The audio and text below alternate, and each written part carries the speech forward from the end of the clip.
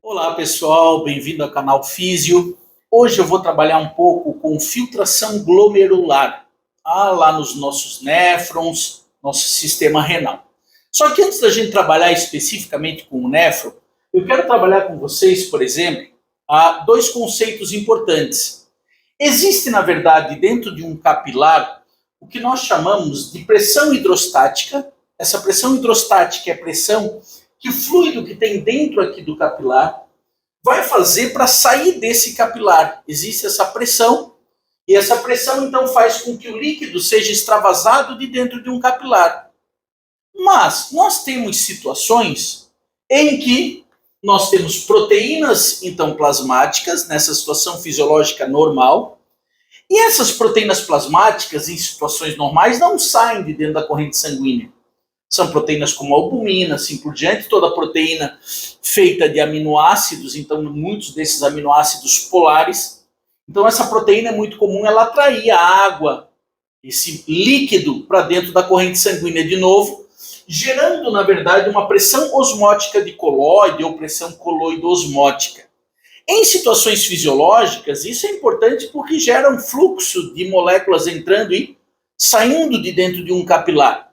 E normalmente essas pressões acabam sendo muito semelhantes, o que faz com que não ocorram edemas, assim por diante.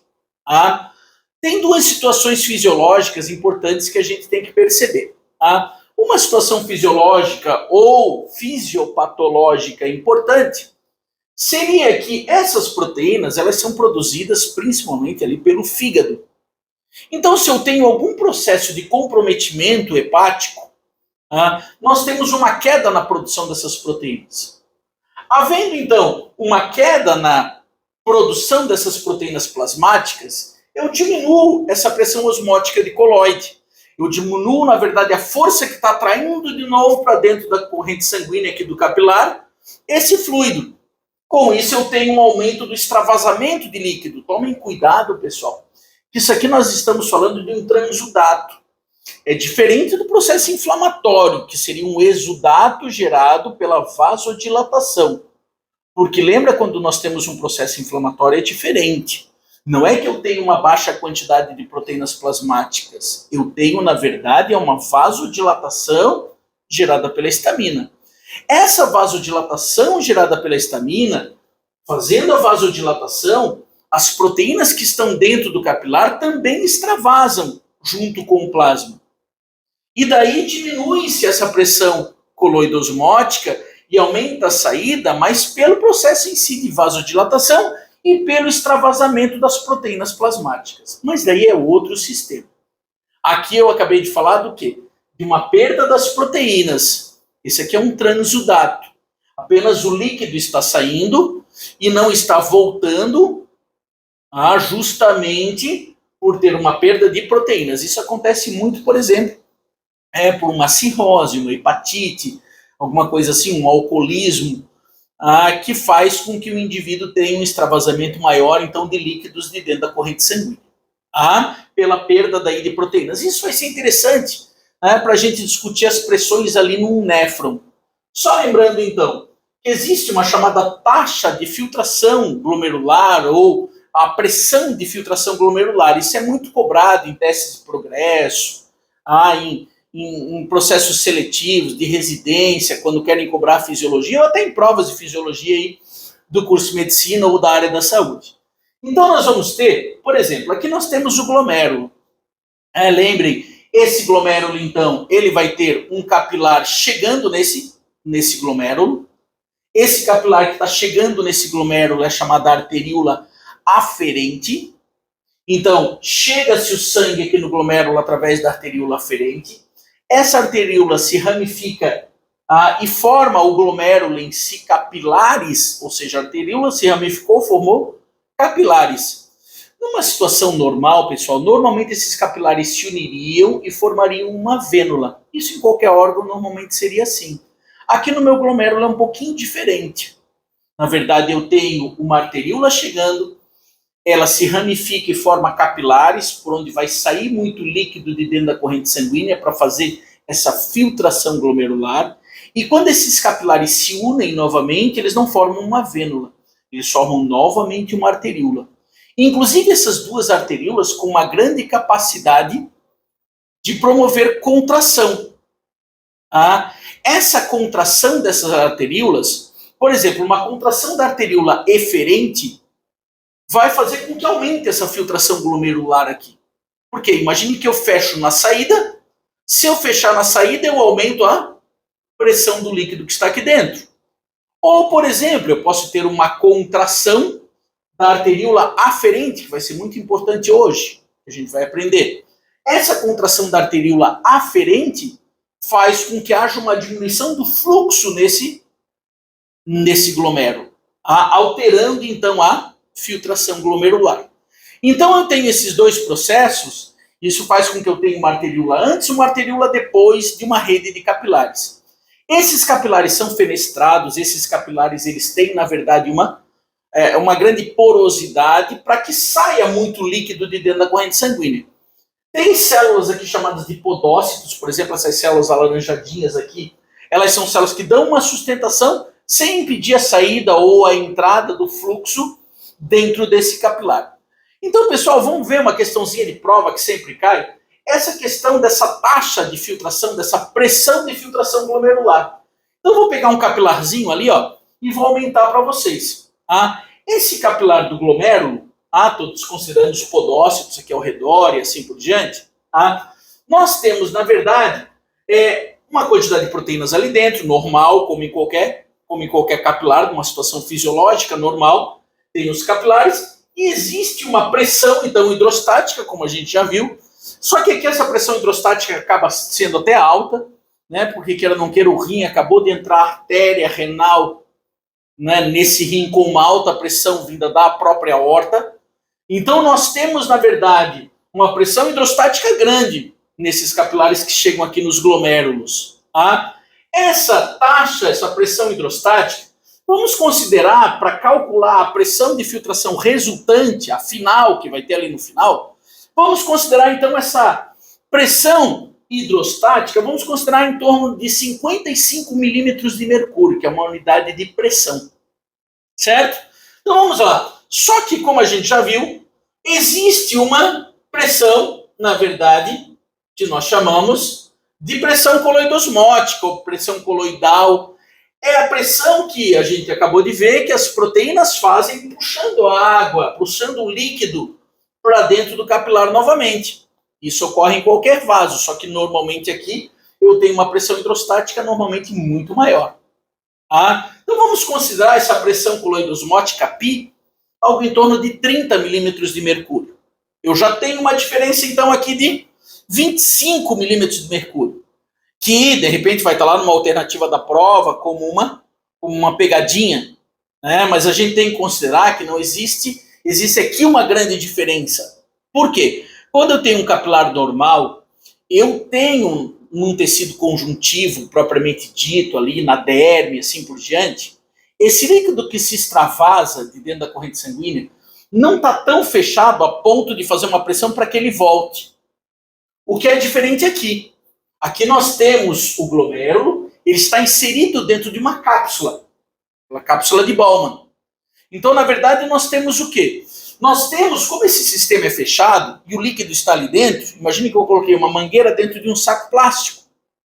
O que vai acontecer? O próprio saco plástico, pela parede dele, vai fazer uma força para essa água voltar, como se estivesse impedindo, tentando voltar para dentro da própria mangueira pela pressão que está fazendo nesse sistema fechado. Então aqui nós temos que considerar essa pressão. Essa pressão, na verdade, ela vai ser uma chamada pressão de fluido.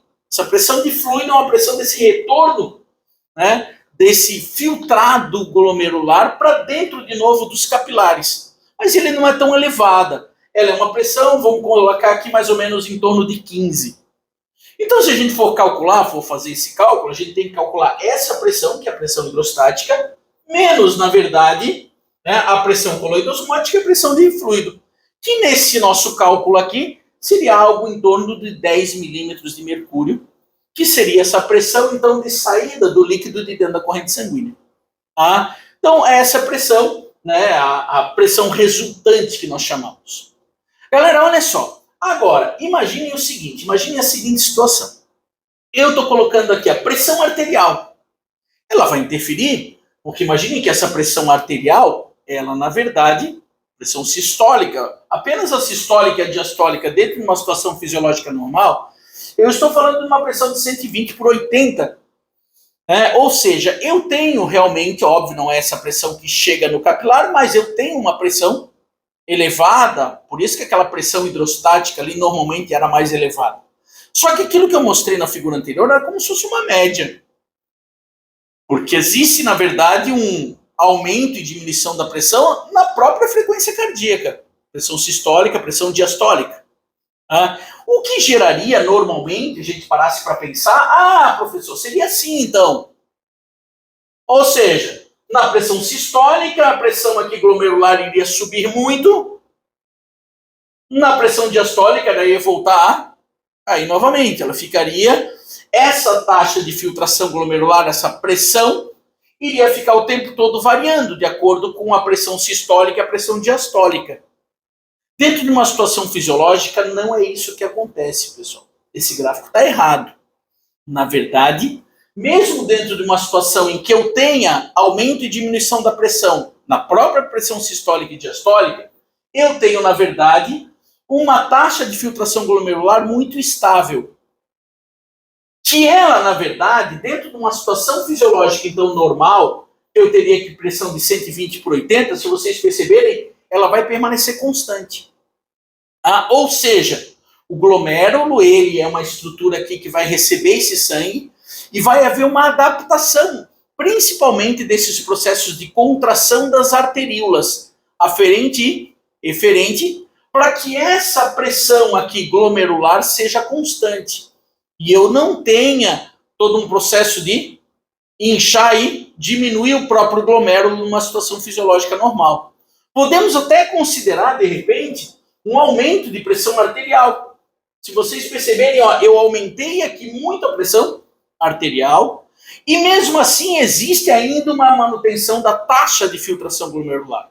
Ou seja, existe um grande, na verdade, processo de adaptação do glomérulo, principalmente ao aumento da pressão. Em relação à diminuição da pressão, na verdade, se a gente empurrar para lá, ele já acaba caindo a taxa de filtração glomerular inicialmente, mas existem outros sistemas daí de adaptação, né, que seria, por exemplo, a ativação do sistema renina-angiotensina-angiotensinogênico, que a gente vai fazer uma aula específica sobre isso. Então vamos se preocupar aqui com o aumento da pressão. Esse aumento da pressão, na verdade, nós vamos ter o seguinte. Imaginem que, numa situação em que eu tenho esse fluido chegando, nós vamos chamar aqui de fluxo sanguíneo renal. Esse fluxo sanguíneo renal normal, sístole, diástole, mas vamos trabalhar com um grande aumento desse fluxo, ou seja, tive um grande, de repente, aumento do volume, tive aumento desse fluxo renal, sanguíneo aqui no meu rim. O que vai acontecer? Nós vamos ter, imaginem que eu pego uma célula da musculatura lisa, aqui da minha arteríola aferente, e essa célula da musculatura lisa, ela possui canais, e vocês devem lembrar que esses canais, eles são, na verdade, alterados, são ativados por estímulos diferentes. Um neurotransmissor pode abrir um canal, um hormônio pode abrir um canal, atividade elétrica vizinha, alteração de carga elétrica vizinha pode abrir um canal. E aqui eu tenho canais, na verdade, que abrem por estiramento. Ou seja, o estiramento dessas células faz com que eu tenha, então, canais sensíveis, na verdade, a esse estiramento que nós chamamos, eles vão se abrir justamente quando eu aumento o fluxo sanguíneo e dilato essa arteríola aferente. Dilatando, então, essa arteríola aferente, eu tenho, na verdade, com o aumento do fluxo, eu tenho abertura desses canais iônicos, isso gera uma despolarização da membrana. Gerando a despolarização da membrana, eu tenho, na verdade, abertura de canais de cálcio. Esses canais de cálcio, na verdade, se abriram, tomem cuidado. Os canais de cálcio, eles são voltagem dependentes. Eles, na verdade, foram estimulados a se abrir pela despolarização causada pelos canais sensíveis ao estiramento. Então, o que nós vamos ter? Com a abertura dos canais de cálcio, o cálcio entra dentro dessa célula da musculatura lisa e ocorre uma contração. Nesse processo de contração, vai contrair a arteríola aferente. Contraindo a arteríola aferente, nós vamos ter, então, um processo de controle maior do líquido, do fluido que chega aqui no glomérulo. Sacaram? Então, existe essa adaptação. Óbvio que existe uma série de outras situações que podem alterar isso. Uma delas, por exemplo, né, a queda das proteínas plasmáticas, lembra? Pode haver. Ou, por exemplo, né, uma nefropatia gerada por um processo de diabetes tipo 1, diabetes tipo 2. Vocês sabem que nesse caso, normalmente o indivíduo que tem uma nefropatia diabética, ele vai ter, né, um aumento da taxa de filtração glomerular, ele normalmente já teve uma alteração de pressão sanguínea, ele tem, na verdade, um extravasamento tanto de uma quantidade muito grande de glicose de dentro da corrente sanguínea, porque ele está normalmente com essa glicemia elevada. Além de sair muita glicose, acaba saindo proteína. Então vocês vão encontrar nesse paciente uma proteinúria e uma poliúria, ou seja, um aumento do volume de urina gerado por uma série de fatores. Uma diminuição da reabsorção de líquido e um aumento dessa taxa de filtração glomerular. Então nós temos, é muito comum vocês encontrarem essa série de sinais nesse paciente com uma nefropatia diabética.